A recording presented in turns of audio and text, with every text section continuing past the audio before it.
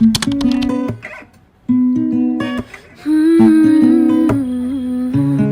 अब कुछ होश नहीं है, तो मुझको पिला देगी क्या, मैं पीकर जो भी कहूँ.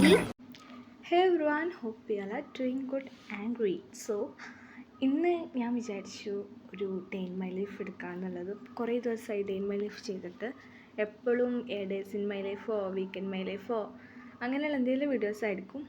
അപ്പോൾ ഇന്ന് ഞാനൊരു ഡേ ഇൻ മൈ ലൈഫ് ചെയ്യാമെന്ന് വിചാരിച്ചിട്ടുണ്ടായിരുന്നു.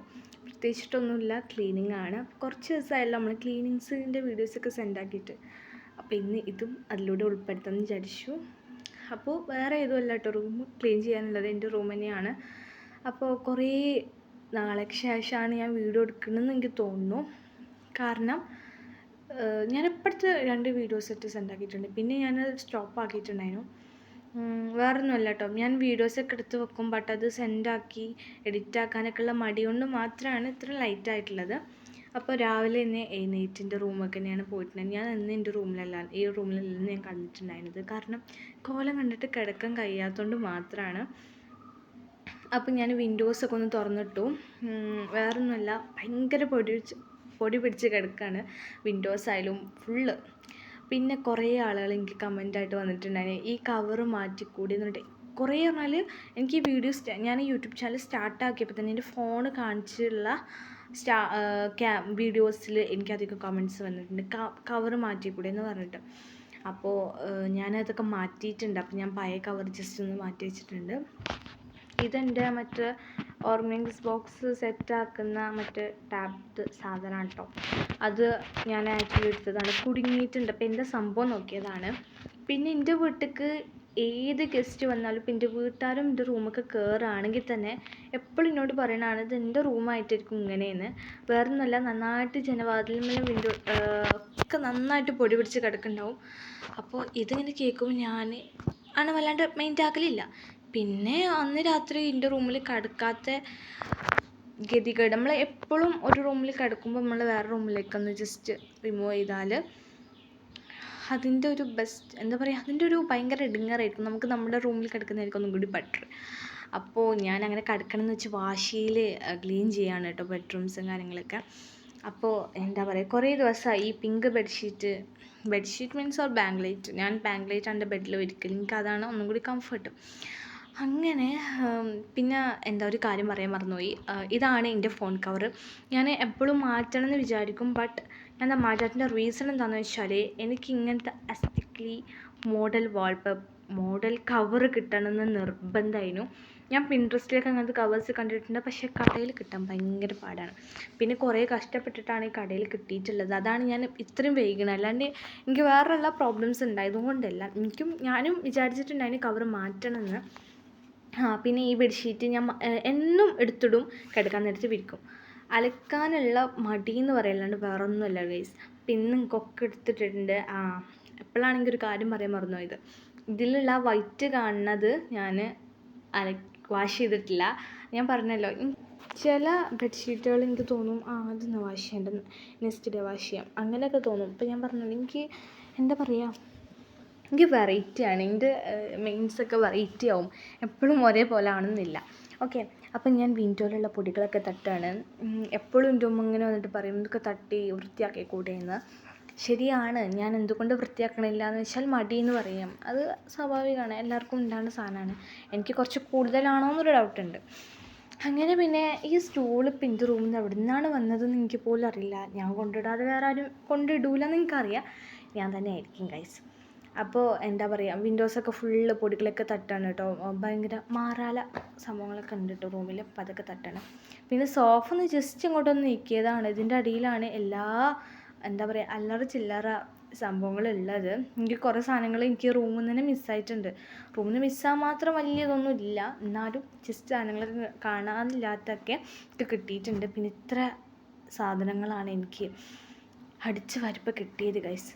പിന്നെ നിങ്ങളോട് ഒരു കാര്യം ചോദിക്കാനുണ്ട്, എനിക്ക് പിങ്ക് ബെഡ്ഷീറ്റാണോ, എൻ്റെ ബെഡിന് പിങ്ക് ബെഡ്ഷീറ്റാണോ, അത് ഈ ഒരു ഓറഞ്ച് ഓർ യെല്ലോ തീം വരുന്ന ബെഡ്ഷീറ്റാണോ മാച്ച് എന്ന് പ്രത്യേകിച്ചിട്ട് പറയണം. കാരണം എനിക്ക് കുറച്ചും കൂടിയും ഒരു കളർഫുള്ളായിട്ട് തോന്നിയിട്ടുള്ളത് പിങ്കാണ് കേട്ടോ. പിങ്കും വൈറ്റും. നിങ്ങൾക്ക് ഏതാണ് ഇഷ്ടമായതെന്ന് കമൻ്റ് ആക്കണം. നമുക്ക് അതിനനുസരിച്ച് ചേഞ്ച് ആക്കാനാണ്. കാരണം എനിക്ക് എന്താ പറയുക, ബെഡ്ഷീറ്റ് ഒന്ന് സ്ഥിരമായിട്ട് ഒരു ബെഡ്ഷീറ്റ് ആക്കാൻ വേണ്ടിയിട്ടാണ്. പിന്നെ നിസ്കാരക്കുപ്പായം കണ്ടോ, നിങ്ങൾ ശരിക്കും വീഡിയോക്ക് വേണ്ടി മടക്കി വെച്ചാണ് നല്ല. എനിക്ക് ശരിക്കും നിസ്കാരക്കുപ്പായം ഇങ്ങനെ എപ്പോഴും നീറ്റും വൃത്തിയിലും വേണം. റൂം നീറ്റും വൃത്തിയിലല്ലെങ്കിലും എനിക്ക് അതിലുള്ള ചില പേഴ്സണാലിറ്റി കാര്യങ്ങളൊക്കെ എനിക്ക് കുറച്ച് വൃത്തി വേണം കേട്ടോ. അപ്പോൾ നിസ്കാരക്കുപ്പായം ഞാൻ എപ്പോഴും മടക്കി വെക്കും. അത് എത്ര തിരക്കിലാണെങ്കിലും മടക്കി വെക്കും. അതെനിക്ക് മസ്റ്റാണ് കേട്ടോ. അപ്പോൾ അതിന് നിങ്ങൾ എത്ര പൊക്കിയാലും താഴ്ത്തിയാലും എനിക്കൊരു കുഴപ്പമില്ല. പിന്നെ പുതിയ ഡ്രസ്സൊക്കെ അവിടെ സോഫയിൽ കിടക്കുന്നുണ്ട്. പിന്നെ ഈ റൂം നിങ്ങളങ്ങ് കണ്ണ് ചെമ്പിക്കളി. കാരണം ശരിക്കും എന്താ പറയുക, മടിയായിട്ടുള്ള ഇത് പിന്നെ ചെയ്യാമെന്ന് പറഞ്ഞ് മാറ്റി വെച്ചിട്ടുള്ള സാധനങ്ങൾ ആ റൂമിലായി. ഇപ്പോൾ ആ റൂം തന്നെ പിന്നെ ചെയ്യാമെന്ന് മാറ്റി വെച്ച പോലെ ആയിക്കണം.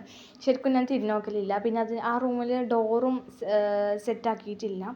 അതുകൊണ്ട് തന്നെ നല്ല പണി പാളിയിട്ടുണ്ട്. എപ്പോഴും ആരെങ്കിലുമൊക്കെ വന്നത് എന്താ ഇങ്ങനെ ചോദിക്കും. അപ്പോൾ ഞാൻ പ്രത്യേകിച്ചിട്ട് അവർ വരുമ്പോൾ തന്നെ പറയും ഇത് ഇങ്ങനെ ചോദിക്കരുതെന്ന് പറയും. അങ്ങനെ പിന്നെ ഉച്ചയ്ക്ക് എനിക്ക് ഇങ്ങനെ ചോറ് കഴിക്കാൻ എന്തോ ഭയങ്കര മടിയായതുകൊണ്ട് ഞാൻ ചപ്പാത്തി കഴിച്ചിട്ടുണ്ടായിരുന്നു. മോർണിംഗത്തെ ചപ്പാത്തിയും ചിക്കൻ കറിയും കേട്ടോ. അത് കഴിഞ്ഞ് ഈവനിങ് ടൈമിൽ നമുക്കൊരു വെഡ്ഡിങ് വരുന്നുണ്ട്. ഉപ്പപ്പാൻ്റെ ഫാമിലിയിലുള്ള വെഡ്ഡിങ്ങാണ്. അപ്പോൾ ശരിക്കും പറഞ്ഞാൽ ഞാൻ ഫുള്ള് ചടച്ചിരുന്നു. പിന്നെ കസിൻ ഉണ്ട് പറഞ്ഞു, അവളുണ്ട് പറഞ്ഞപ്പോൾ പിന്നെ അവളെ പോയപ്പോൾ ഞങ്ങൾ അവളുടെ കൂടെ അല്ലേനു. പിന്നെ അവൾ വന്നപ്പോൾ അവളെ എൻ്റെ കൂടെ ഉണ്ടായിരുന്നു കേട്ടോ. അങ്ങനെ ഞങ്ങൾ വണ്ടിയിലൊക്കെ കയറിയിട്ടുണ്ടായിരുന്നു. എന്താ പറയുക, ഞങ്ങൾ പോവാണ്. ഈവനിങ് വെഡ്ഡിങ് ആണ് കേട്ടോ. അപ്പോൾ എന്താ പറയുക, ഞങ്ങൾ ഒരു 6 മണി കഴിഞ്ഞിട്ടുണ്ടാവും എന്നാണ് എൻ്റെ ഊഹത്തിൽ. 6 മണിക്ക് കഴിഞ്ഞിട്ടാണ് ഞങ്ങൾ പിന്നെ പോണത്. എനിക്ക് ശരിക്കും ഈവനിങ് വെഡ്ഡിങ് ഭയങ്കര എക്സൈറ്റഡ് ആണ്. എനിക്ക് ഭയങ്കര ഇഷ്ടമാണ് ഈ ഈവനിങ് വെഡ്ഡിങ്സും കാര്യങ്ങളൊക്കെ. ഞാൻ ഈവനിങ് വെഡ്ഡിങ് ഉണ്ട് എന്ന് പറയുമ്പോൾ ഞാൻ ഏത് കല്യാണം ഒന്നും നോക്കില്ല, അങ്ങ് ചാടും. MSMലായിരുന്നു പരിപാടി ഉണ്ടായിരുന്നത്. അപ്പോൾ ഞങ്ങൾ എൻ്റെ കസിനെ വെയിറ്റ് ചെയ്യുന്നു.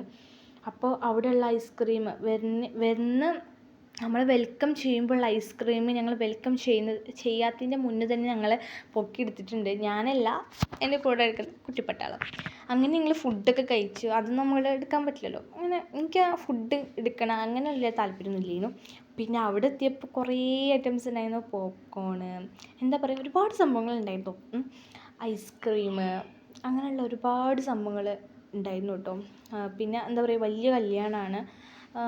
അപ്പോൾ അവിടെ ദഫ് കളി അങ്ങനെയുള്ള സംഭവങ്ങളൊക്കെ ഉണ്ടായിരുന്നു കേട്ടോ. അപ്പോൾ അതൊക്കെ കഴിഞ്ഞ് ഞങ്ങൾ പോവാൻ നേരത്ത് ഇങ്ങനൊരു സംഭവം കണ്ടു. പിന്നെ ഞങ്ങൾക്ക് അത് കുടിക്കാൻ പറ്റിയില്ല. പിന്നെ ഇങ്ങനൊരു മിഠായി ഉണ്ട്. ഇതൊക്കെ നല്ല ഇഷ്ടമായിരുന്നു കേട്ടോ. ഈ മിഠായി ഞാൻ 2 3 എടുത്തിട്ടുണ്ടായിരുന്നു. അങ്ങനെ പിന്നെ ഞങ്ങൾ വൈകാതെ തന്നെ പോയി. ഞങ്ങളെ കസിൻസിൻ്റെ ഫാമിലി ഉണ്ടായതുകൊണ്ട് 2 ഫാമിലീസ് ഉണ്ടായതുകൊണ്ട് കാർ അത്യാവശ്യം ഭയങ്കര ഫുള്ളായിരുന്നു. ഡിക്കിലൊക്കെ ആയിരുന്നു കിഡ്സ് ഇരുന്നിട്ടുണ്ടായിരുന്നത്. ഞാൻ പിന്നെ ആരോ മടിയിലിരിക്കുകയായിരുന്നു, കാരണം സ്പേസ് ഇല്ല. അപ്പോൾ ഡിക്കിൽ പിന്നെ അവരെ വീട്ടിലിറക്കിയപ്പോൾ തന്നെ കുറച്ച് സ്പേസ് ഉണ്ടായിരുന്നു കാറിലിരിക്കാൻ വേണ്ടിയിട്ട്. ഞങ്ങൾ എന്തുണ്ടായാലും അങ്ങനെ ഒപ്പമാണ് പോവൽ കേട്ടോ. കാരണം അപ്പോൾ വേറെ രസമാണല്ലോ എല്ലാവരും കൂടി ഒപ്പം പോലും. അങ്ങനെ ഞങ്ങൾ നേരെ ഞങ്ങളെ വീട്ടിലേക്ക് പോവുകയാണ് ഗൈസ്. ശരിക്കും പറഞ്ഞാൽ അടിപൊളിയായിരുന്നു. ഞങ്ങൾ കല്യാണം അടിച്ചു പൊളിച്ചു എന്ന് പറഞ്ഞാൽ അടിച്ചു പൊളിച്ചു. എന്താ പറയുക, നന്നായിട്ട് ഫുഡ് കഴിച്ചു, അതാണ് മെയിൻ. പിന്നെ നമ്മൾ കസിനായിട്ട് എൻജോയ് ചെയ്തു. അങ്ങനെയൊക്കെയുള്ള അടിപൊളി വൈബായിരുന്നു വെഡ്ഡിങ്. അപ്പോൾ ഇത്രയൊക്കെയുള്ളൂ.